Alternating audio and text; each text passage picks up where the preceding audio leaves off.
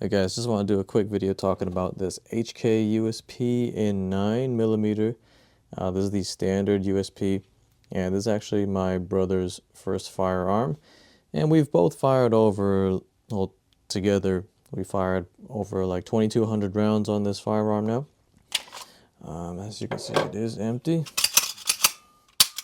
So, yep, this is the HK, the legendary HK USP in 9mm. So this classic HK, it is super robust feeling and just super solid overall. Just a very solid gun, and it feels well put together.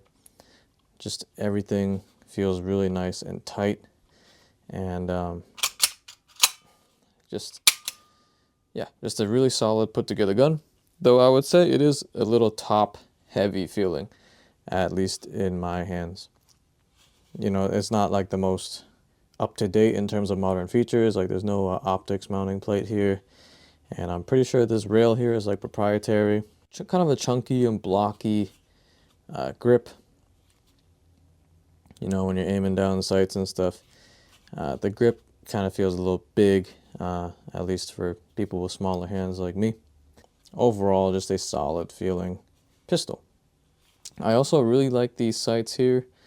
When at the range, it's very easy to aim through these iron sights, and easy to get on your target. Recoil on this thing is also really nice and soft, I would say. The recoil system is very soft. It doesn't feel snappy at all, especially because this thing probably fires 9mm, so it's a softer recoil, but it's definitely not snappy at all. Very soft shooting, and it's very comfortable.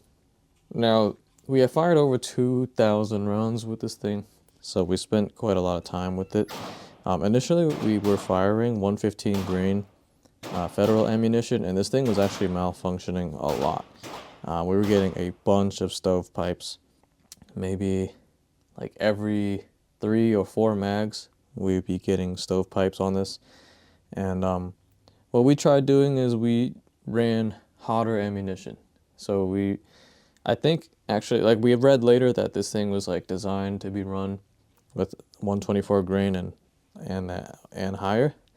So we started shooting MagTech 124 grain through this, and ever since we switched to MagTech 124 grain, we haven't had any issues. So if you're getting like a brand new USP in 9mm, maybe that recoil spring is a little bit stiff and you want to break it down with some higher load ammo, so might want to stick to 124 grain. So yeah, ever since we switched to 124, no more issues with the, or no more malfunctions basically. We haven't had a single issue, and it's been very reliable.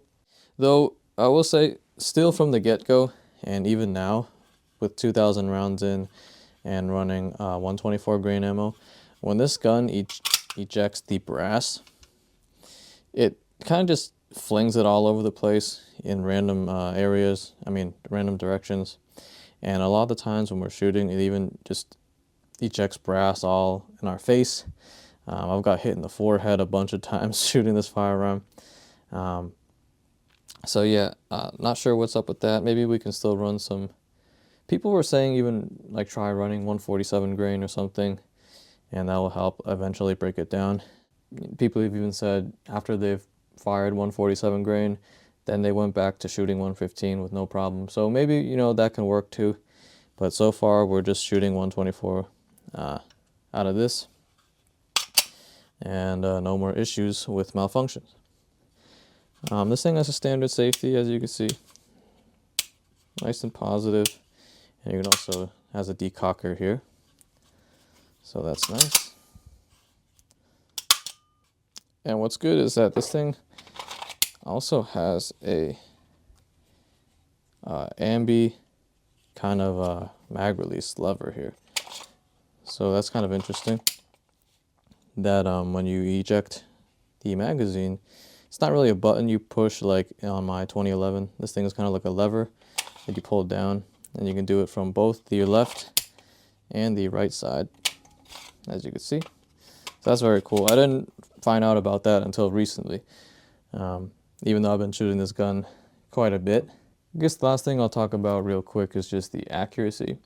And I'll say accuracy overall is pretty good, though it does take some time to kind of learn to shoot well with it. Not everybody can just pick this up and then shoot super accurate. Like, we've shot this a lot, and we brought like our friends over to shoot at the range, and some of them were new shooters as well. And when they shoot, getting accurate with this gun is not the easiest for them. So I guess for new shooters, and even maybe some experienced shooters, you kind of need to put more work into getting a really accurate shot, I guess.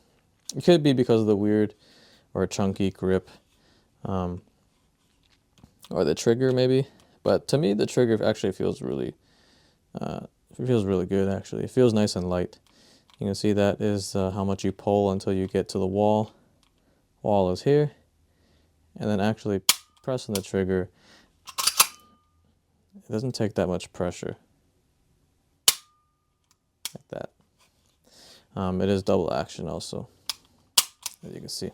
But yeah, I would say overall accuracy has been pretty good, though you do have to put more work into getting accurate shots. So yeah, that's just kind of like my quick tabletop review talking about this firearm.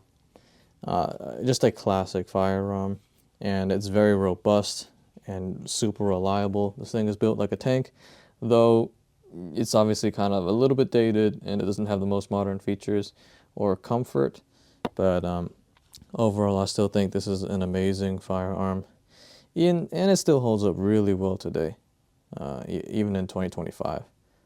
Yeah, that is the HK USP in 9mm.